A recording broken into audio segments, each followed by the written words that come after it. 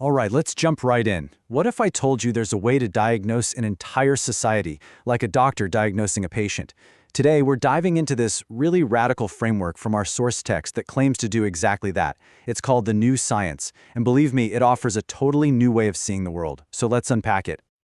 Seriously, just think about that for a moment. We're not talking about measuring a society by its GDP or, its legal system. We're talking about measuring its fundamental health, almost like it's a living, breathing thing. This is the big provocative question we're tackling today, and yeah, it's a massive claim, so let's see how the source material even begins to justify it. Okay, so the source gives this framework a pretty straightforward name, the New Science. But, and this is a big but, it's not just some dusty academic theory. The way it's framed is, well, it's something way more potent. It's called a new style weapon.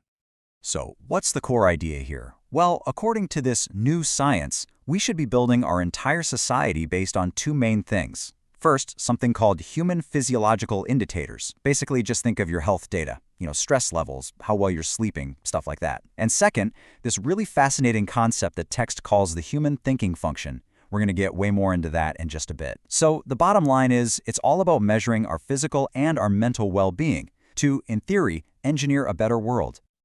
And this is where things get wild. The source material, it does not pull its punches with the language it uses. I mean, it's not just a tool for understanding. No, it's described as a new style weapon. I mean, come on, that's a phrase that's absolutely designed to make you sit up and pay attention.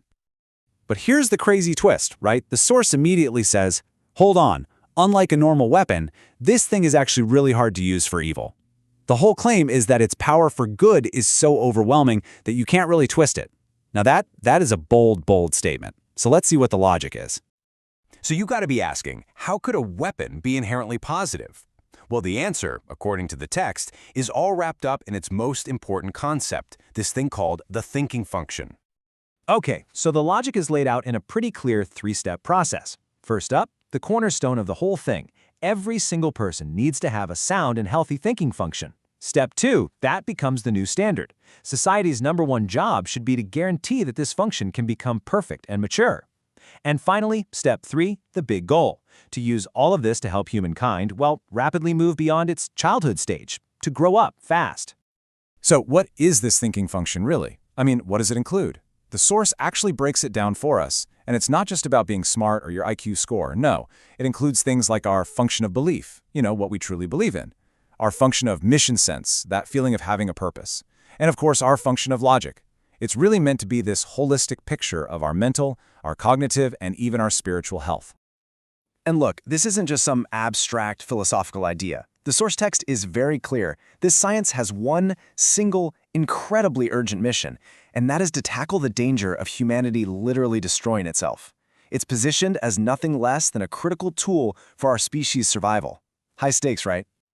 Okay, so that's the theory, the big picture. But how does it actually work, in the real world? Well, now we get to see how this new science is used as a diagnostic tool to put entire societies and organizations under the microscope. And this table here is a perfect example of how it works. So imagine an expert using this new science. They'd look at a group, let's say a nation, and they'd identify a symptom. Maybe it's high crime or really poor work quality. Then, this new science points to an alleged cause, a weakened thinking function throughout the population, probably because of some larger systemic problem. The framework even has a specific name for the organizations causing these problems. Get this, if a group's leadership or its very system is found to be hurting the thinking function of its people, it gets slapped with the label pathology-inducing management. That's about as direct and accusatory as a diagnosis can get. And boom, here's where that weapon metaphor comes roaring back into the picture. Because according to the text, once an organization gets diagnosed with pathology-inducing management, it's suddenly very, very vulnerable. It can face what the source calls fatal attacks. And we're not talking about physical attacks here. We're talking about critiques so powerful, so on the money, that they could completely dismantle the organization's entire reason for being. So this really gets to the heart of it, doesn't it? The dual nature of the new science. It can be a tool to build things up, to make things better, or it can be a weapon to tear them right down. It's the classic double-edged sword. Let's take a look at the example the source gives, an advocacy group, maybe like a union. On the one hand, you have the benign proposal. You can go to them and say, hey, you should really make it your responsibility to improve the thinking function of your members. That's constructive, right? But then there's the other side of the coin, the fatal attack. If they don't do that, you can use this science to expose how they're fundamentally hurting the very people they're supposed to be helping. And this quote from the source just says it all. The real power of this weapon is its ability to expose the facade, to rip away the curtain and reveal a hidden truth, that an organization's actions are the exact opposite of its stated mission. It's powerful stuff. So the source text doesn't wrap everything up in a neat little bow. It doesn't give us all the answers. Instead, it ends by turning the camera around, so to speak, pointing it right back at us. It leaves us with a few really deep questions to wrestle with. So the first question is for you, personally. Have you ever met anyone like this? Someone who seems to see the world through this kind of lens, who analyzes things this way?